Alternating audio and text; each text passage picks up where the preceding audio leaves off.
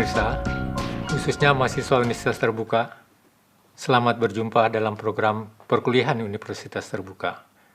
Pada pertemuan kita kali ini akan membahas mata kuliah Teori Administrasi dengan topik Reformasi Birokrasi. Dalam kaitan dengan reformasi birokrasi, mengapa kita melakukan reformasi birokrasi? Ada 3 pertanyaan mendasar yang berkaitan dengan reformasi birokrasi.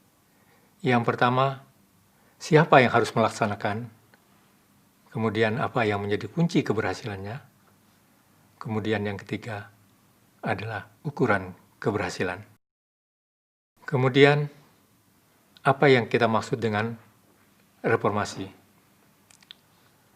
Reformasi pada dasarnya adalah perubahan yang mendasar terhadap tatanan baru yang lebih baik. Dalam kaitan dengan administrasi publik, tatanan baru ini bisa berkaitan dengan paradigma dan juga dengan sistem administrasi publik. Dalam kaitan dengan reformasi birokrasi ini akan mencakup beberapa aspek. Yang pertama, aspek kelembagaan. Kemudian yang kedua, aspek ketata laksanaan. Kemudian yang ketiga, sumber daya manusia aparatur. Sumber daya manusia aparatur maksudnya adalah pegawai negeri di lingkungan pemerintahan. Kemudian, dari reformasi yang telah kita lakukan, apa sebenarnya yang menjadi tujuan reformasi tersebut? Pada dasarnya, reformasi birokrasi itu tujuannya adalah untuk mewujudkan good governance, atau bisa juga kita sebutkan kepemerintahan yang baik, yang didukung oleh penyelenggara negara yang profesional dan bebas KKN, serta meningkatkan pelayanan kepada masyarakat sehingga tercapainya pelayanan prima. Sementara itu, yang menjadi sasaran reformasi birokrasi yang kita lakukan, pertama, terwujudnya birokrasi yang profesional, ini yang memang kita dambakan, kemudian yang juga netral, tidak memihak, adil dalam memberikan pelayanan, kemudian juga birokrasi yang sejahtera, yang mampu menempatkan dirinya sebagai abdi negara, karena pada dasarnya adalah sebagai pelayan negara dan juga sebagai pelayan masyarakat atau yang kita sebut dengan abdi masyarakat guna mewujudkan pelayanan masyarakat yang lebih baik. Kemudian yang kedua, ini terkait dengan organisasi, itu terwujudnya kelembagaan pemerintahan yang proporsional, artinya organisasi pemerintahan itu tidak selamanya gemuk atau kecil, itu harus disesuaikan dengan kebutuhan. Jadi sudah barang tentu diharuskan ada analisa beban kerja sehingga kita bisa menentukan besarannya organisasi yang tepat atau yang kita sebut dengan right sizing. Kemudian yang ketiga, terwujudnya ketata laksanaan, terutama kaitan dengan pelayanan publik yang lebih baik. Dalam arti cepat, tidak berbelit-belit, mudah, dan sesuai dengan kebutuhan masyarakat yang dilayani. Kita memang sering mendengar masih banyak keluhan masyarakat terhadap pelayanan aparatur. Ini menunjukkan bahwa kualitas pelayanan kita kepada masyarakat atau kualitas pelayanan aparatur kepada masyarakat itu belum sebagaimana yang kita harapkan. Dalam kaitan dengan reformasi yang kita lakukan, ada beberapa critical success factor reformasi birokrasi. Jadi yang sangat menentukan keberhasilan dari reformasi yang kita lakukan. Yang pertama, faktor kepemimpinan. Ini sangat penting sekali dalam melakukan reformasi birokrasi. Mengingat masih kentalnya budaya paternalistik dalam penyelenggaraan pemerintahan di negara kita ini. Jadi yang kedua adalah kemauan diri sendiri. Selain komitmen-komitmen yang telah saya jelaskan tadi, faktor yang tidak kalah pentingnya adalah adanya kemauan dan keikhlasan dari penyelenggara pemerintahan atau birokrasi untuk melakukan reformasi diri sendiri. Kemudian yang ketiga, itu yang berkaitan dengan kesepahaman. Adanya persamaan persepsi, ini penting, dan pandangan terhadap pelaksanaan reformasi birokrasi, terutama dari birokrat itu sendiri. Adanya kesepahaman ini akan menjamin tidak terjadinya perbedaan pendapat yang dapat menghambat jalannya reformasi. Kemudian, konsisten, reformasi birokrasi harus dilaksanakan secara berkelanjutan dan konsisten. Dalam prakteknya, konsisten ini memerlukan ketaatan, baik dalam perencanaan maupun dalam pelaksanaan. Kemudian, tadi sudah saya katakan pada awal bahwa reformasi ada kaitannya juga dengan good governance. Sekarang kita akan membahas apa itu good government. Good government adalah suatu sistem yang memungkinkan terjadinya mekanisme penyelenggaraan pemerintahan negara yang efisien dan efektif dengan menjaga sinergitas yang konstruktif di antara tiga aktor, yaitu pemerintah, kemudian swasta, dan masyarakat. Jadi ada tiga unsur good governance. Pertama pemerintah, kemudian yang kedua adalah swasta, baru yang ketiga adalah masyarakat.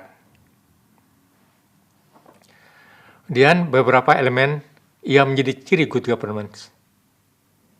Ciri pertama adalah kompetens, mampu mengedepankan profesionalitas dan kompetens. Kemudian yang kedua, transparansi, yaitu proses kebijakan publik dan pelaksanaan seluruh fungsi pemerintahan dilaksanakan berdasarkan pada prinsip keterbukaan, kemudian kemudahan akses terhadap informasi, juga tidak terjadi diskriminatif. Kemudian yang ketiga adalah akuntability terhadap tugas dan tanggung jawab harus diselenggarakan dengan memanfaatkan sumber daya secara efisien demi keberhasilan penyelenggaraan pemerintahan. Setiap kebijakan dan tindakan yang diambil harus dapat dipertanggungjawabkan kepada masyarakat. Karena pada dasarnya kita itu adalah mengemban amanah dari masyarakat atau dari publik. Kemudian yang tidak kalah pentingnya adalah penegakan hukum atau yang kita sebut dengan rule of law. Jadi penyelenggaraan pemerintah harus didasarkan pada hukum dan peraturan perundangan yang jelas untuk menjamin adanya kepastian hukum. Kemudian yang keenam, social justice harus dapat menjamin penerapan prinsip kesetaraan dan keadilan bagi setiap anggota masyarakat. Kemudian, adapun unsur-unsur good governance, tadi sudah saya jelaskan, jadi ada pemerintah, kemudian ada swasta, kemudian yang terakhir adalah masyarakat. Jadi bagaimana peran dari unsur-unsur tersebut, yang pada dasarnya satu sama lain saling berkaitan atau saling bersinergi. Yang pertama, pemerintah menciptakan lingkungan yang kondusif. Sudah belum tentu melalui kebijakan, peraturan-peraturan yang memungkinkan swasta dan masyarakat dapat menjalankan aktivitasnya dengan lancar, dengan mudah, tidak terjadi hambatan. Kemudian swasta, jadi kita harapkan tadi pemerintah mampu menciptakan iklim yang kondusif. Dengan demikian, swasta kita harapkan mampu mendorong terciptanya lapangan kerja dan pendapatan masyarakat.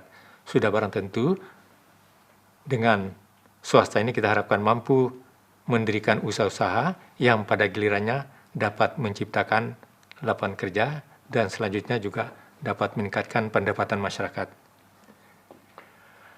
Kemudian yang ketiga, masyarakat ini pada dasarnya mewadahi bagaimana interaksi sosial, politik, dan juga mobilisasi kelompok dalam masyarakat untuk berpartisipasi dalam aktivitas ekonomi, sosial, dan politik. Sekarang baiklah kita teruskan mengenai masalah kelembagaan. Jadi ada 3 unsur, ada 3 aspek kelembagaan, kemudian ada ketatalaksanaan, kemudian sumber daya manusia. Kelembagaan kita masih sering mendapatkan kritik. Kritik yang sering dilontarkan kepada birokrasi, terlalu besarnya organisasi pemerintah. Ada yang mengatakan sarmokban, besar gemuk lamban. Ya meskipun kita sudah berjanji ingin merampingkan birokrasi, tapi dalam kenyataannya birokrasi itu cepat besar. Tentu birokrasi yang baik adalah birokrasi yang sesuai dengan kebutuhan. Bisa besar, bisa kecil. Yang kita sebut dengan right sizing. Kemudian yang kedua, dalam birokrasi itu sudah menjadi terlalu besar. Ya. Jadi memang sehingga menyebabkan pelayanan kepada masyarakat itu menjadi kurang baik atau gagal, ada kegagalan aparatur pemerintah memberikan pelayanan yang baik kepada masyarakat. Sebagaimana kita lihat masih banyaknya keluhan-keluhan masyarakat yang ditujukan kepada aparatur. Kemudian yang ketiga, birokrasi masih perlu meredefinisi peran dan kedudukannya melalui yang kita sebut dengan reimplementing. Berbicara mengenai penataan kelembagaan melalui reimplementing, ada 3 hal. Yang pertama yang kita sebut dengan aliansi. Aliansi ini bagaimana mensinergikan seluruh aktor. Jadi ada aktor, itu adalah pemerintah, kemudian ada dunia usaha, dan masyarakat dalam tim yang sulit. Jadi sinergitas antara 3 aktor tersebut. Kemudian yang berikutnya adalah penata ulang kelembagaan pemerintah. Membangun organisasi sesuai kebutuhan dan tuntutan publik, atau yang kita sebut dengan right sizing. Jadi mungkin tidak perlu kecil ya, tapi juga tidak besar, tapi memang sesuai dengan kebutuhan dalam melaksanakan fungsi-fungsi pemerintahan. Kemudian yang berikutnya adalah reorientasi. Melakukan redefinisi ulang terhadap visi, kemudian juga misi, peran, strategi, implementasi, dan evaluasi kelembagaan pemerintah. Nah, sekarang kita teruskan mengenai sumber daya manusia aparatur. Yang pertama, kondisinya, profesionalismenya juga masih perlu ditingkatkan. Distribusi dan komposisinya juga belum begitu baik. Kita bandingkan antara Jawa dan luar Jawa, umpamanya, memang profesionalitasnya cukup jauh ya. Demikian pula komposisinya, demikian pula etos kerja. Etos kerja nampaknya masih perlu dapat perhatian. Yang jadi masalah juga mengenai tingkat kesejahteraan. Kita lanjutkan dengan peranan SDM aparatur. peran utama dari SDM aparatur yang juga kita sebut dengan PNS tidak harus melaksanakan sendiri, tapi lebih pada memfasilitasi dan mendorong partisipasi masyarakat atau yang kita sebut dengan steering dan empowering. Kemudian yang kedua, mendorong perilaku kompetitif di dalam masyarakat dan dalam birokrasi itu sendiri. Kemudian yang berikutnya, mengembangkan isu publik yang berorientasi pada pencapaian misi dan bukan semata-mata mengelola birokrasi yang kaku. Jadi selama ini lebih kepada rule driven, bukan pada mission driven.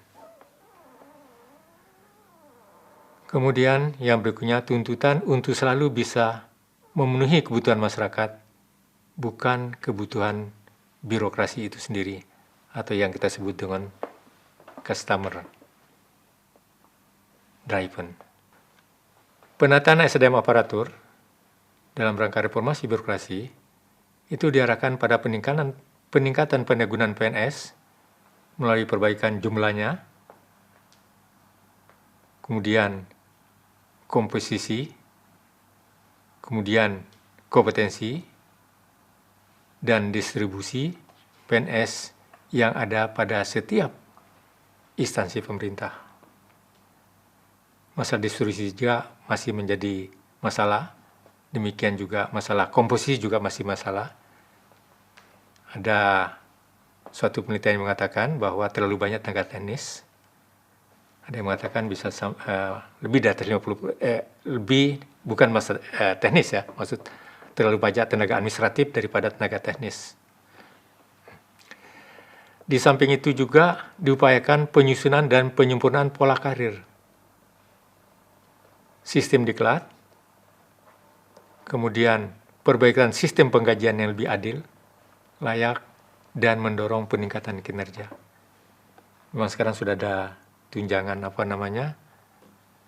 remunerasi yang kita sebut dengan remunerasi, tapi belum mendorong peningkatan kinerja, lebih mendorong kepada absensi atau kehadiran.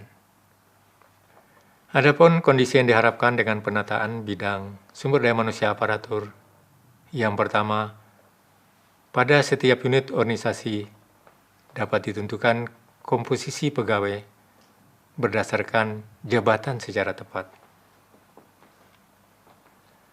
Kemudian yang kedua, setiap pemangku jabatan harus mempunyai peran yang jelas dan optimal dalam pencapaian misi organisasi. Kemudian yang ketiga, setiap pegawai memenuhi persyaratan jabatan sesuai dengan peringkat, lingkup tugas, tanggung jawab dari jabatan yang dipangkunya.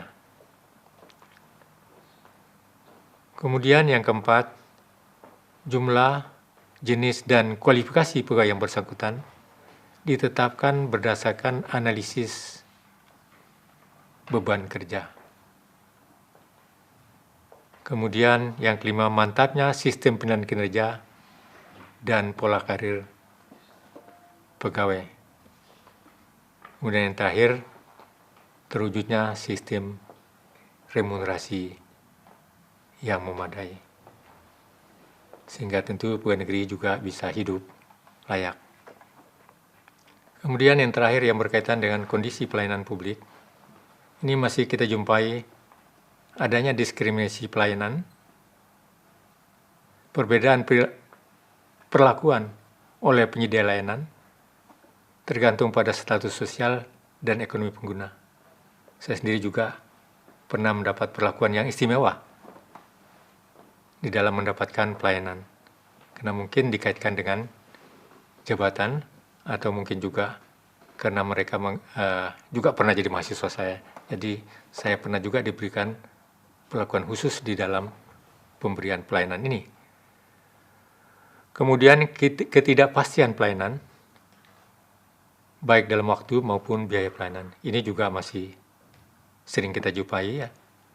Meskipun sudah ditetapkan waktunya sampai sekian dan biayanya sekian, biasanya memakan waktu lama dan juga biaya yang lebih besar. Kemudian yang ketiga, tingkat kepuasan masyarakat terhadap publik. Hasil berbagai survei, nampaknya kualitas pelayanan belum sebagaimana yang kita harapkan. Kemudian yang keempat, belum adanya sistem insentif yang secara efektif mampu mendorong para pejabat birokrasi untuk bekerja secara efisien dan profesional. Jadi kebijakan reformasi yang dilakukan sekarang ternyata belum mampu mendorong hal ini. Kemudian yang kelima, kewenangan monopoli yang dimiliki birokrasi pelayanan publik membuat birokrasi gagal mengembangkan budaya dan tradisi kompetisi. Akibatnya, birokrasi kehilangan dorongan dan insentif untuk meningkatkan efisiensi dan kualitas pelayanannya. Adapun upaya yang bisa dilakukan untuk meningkatkan kualitas pelayanan publik, yang pertama, dilakukan perubahan terhadap mindset dan juga termasuk cultural set. Kemudian yang kedua, perubahan dari wewenang menjadi peranan. Kemudian yang ketiga, dikembangkan kompetisi. Pemirsa, sampai di sini perjumpaan kita kali ini. Semoga tayangan ini bermanfaat bagi Anda. Selamat belajar dan sukses selalu.